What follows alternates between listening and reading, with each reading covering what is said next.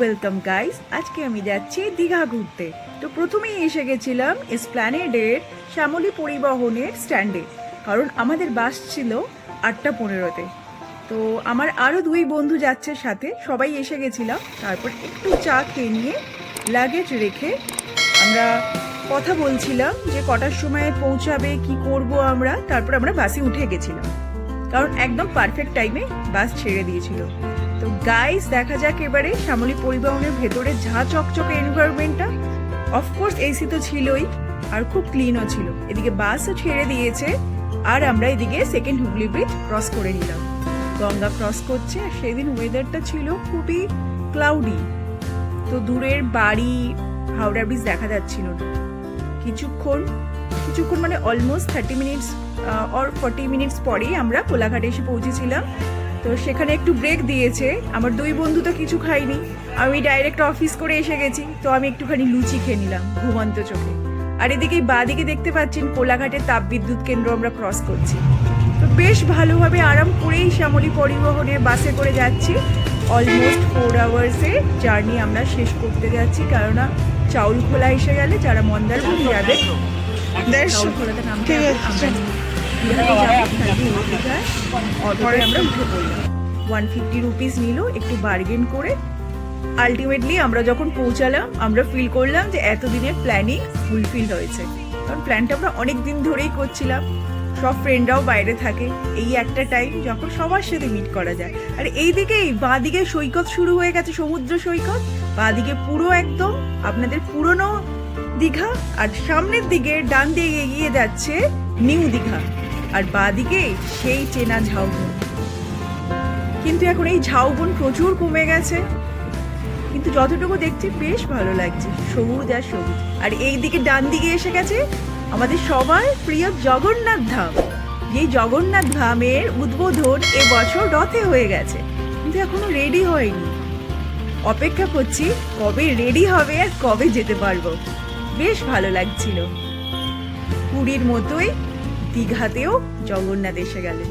আর এদিকে আমরা হোটেলে এসে গেছি। আমাদের হোটেলের নাম ছিল হোটেল ব্লু ওয়েভস, আর আমরা এটা বুক করেছিলাম মেক মাই ট্রিপ থেকে। আর মেক মাই ট্রিপের রেটিংস পড়েছিল আমাদের 1980 উইথ ট্যাক্স। আর আমরা একদিনেরই রুম পেয়েছি। আমরা দীঘাতে স্টে করছি 2 দিনের জন্য। নেক্সট ডে আমরা আরেকটা জগন্নাথ। প্রথমে ঢুকেই জগন্নাথকে দেখে তো আমার মন ভালো হয়েই গেছিল। বাঁদিকে রিসেপশনের জায়গাতে আমরা সব ডকুমেন্টস সাবমিট করছিলাম, আর জায়গাটা খুব ক্লিন। আমি তো একটুখানি জিরিয়ে নিচ্ছিলাম যে হ্যাঁ, এতক্ষণ পরে এসে বেশ ভালো লাগছে। বেশ ভালো একটা হোটেল, এনভায়রনমেন্টও খুব সুন্দর।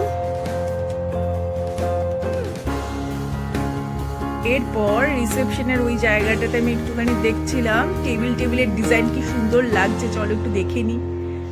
তারপরে প্ল্যান করছিলাম যে আমরা এরপরে কোথায় যাই, তারই মধ্যে আমরা রুমে ঢুকে গেছি। তো আমি একটু রুম ট্যুরটা দিয়ে দিই।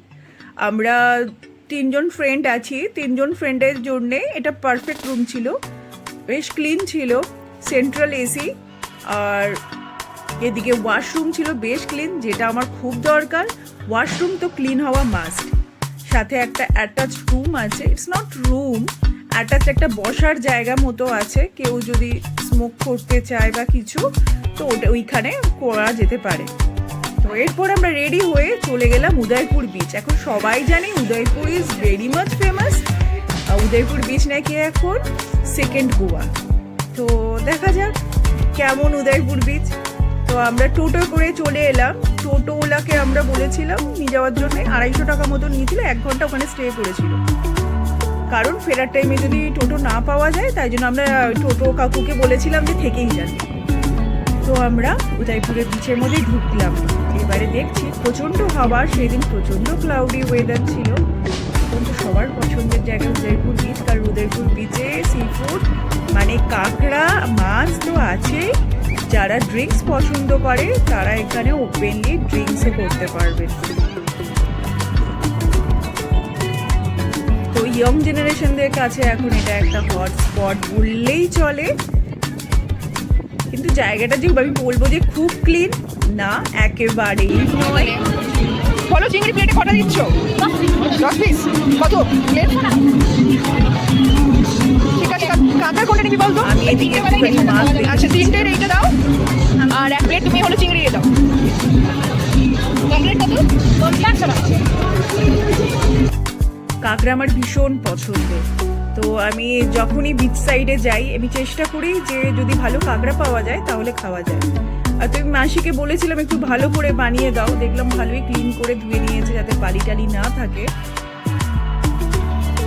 তারপরে কড়াই বসিয়ে দিল, কাঁকড়া আর চিংড়ি মাছ দুটোই একসাথেই ওরা হলো রান্না করছিল।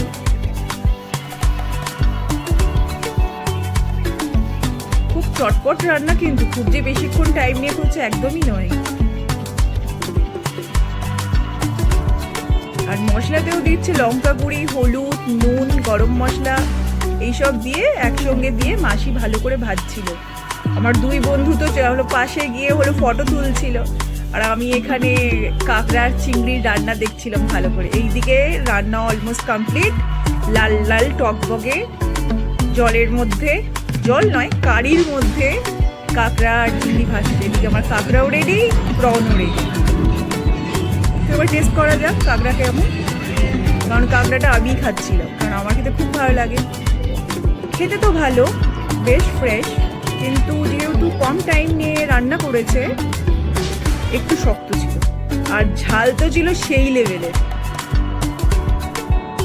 আপনারা পাশে জলটা দেখতে পাচ্ছেন, উদয়পুরের জল কিন্তু একদম ঘোলা টাইপের জল, পরিষ্কার সমুদ্র কিন্তু এক্সপেক্ট করবেন না। মানে আমি এই নিয়ে গেলাম দুবার, ঘোলাই ছিল।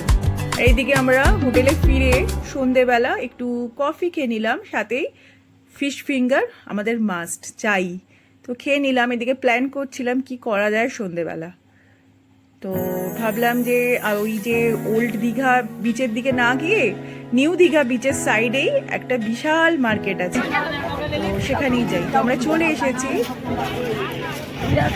মার্কেটের মধ্যে কি ছিল না, সব দোকান ছিল, সব ঝিনুকের, শেলের সব জিনিস আপনারা পাবেন। আমিও একটু দেখে নিচ্ছিলাম পরপর। এগুলো আমাদের সে ঠাকুর ঘরে রাখা থাকতো আগে, লম্বা করে। হ্যাঁ, আমরা একেবারে এরকম কিনে নিয়ে এইরকম এই শেলগুলোর এখন তো রে আছে বল, যদি কুইন্টাম টাইপের বেরিয়েছে খুব ভালো করে, তাই জন্য চেক করছিলাম।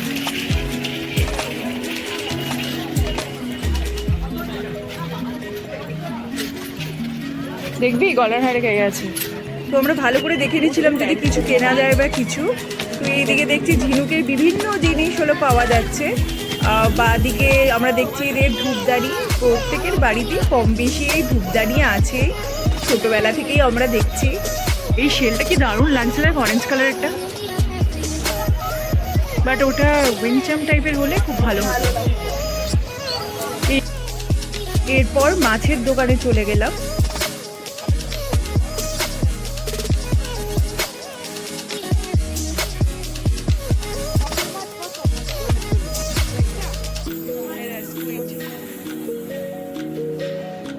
আমাদের মাছ খাওয়ার প্ল্যান ছিল না, কারণ দুপুরে খেয়ে নিয়েছি। এরপরে পাশেই এখানে অনেক প্রচুর দোকান ছিল। আমার দুই বন্ধু তো দুটি আয়না কিনে নিয়েছে, আমি আর নিইনি, কেন যদি আসার টাইমে ভেঙে যায়। ছোট থেকে বড় বিভিন্ন সাইজের আয়না ছিল, খুব সুন্দর। আর এখানে যেই মাসি বলুন বা কাকুরা, ওনারা নিজেরাই নিজেদের হাতে এগুলো বানান। এগুলো ছোট কুটির শিল্প বলতে পারে, কারণ এখানকার লোকাল তো আয়নাগুলো কি দাম আছে, ওনাদের মোবাইলগুলো খুব সুন্দর। মানে আপনারা এলে এখান থেকে ওনাদের থেকে নিতে পারেন কম বেশি দিয়ে, কারণ আমরা তো কম বেশি অনলাইনে আজকাল কিনি এইসব জিনিস, তাই না?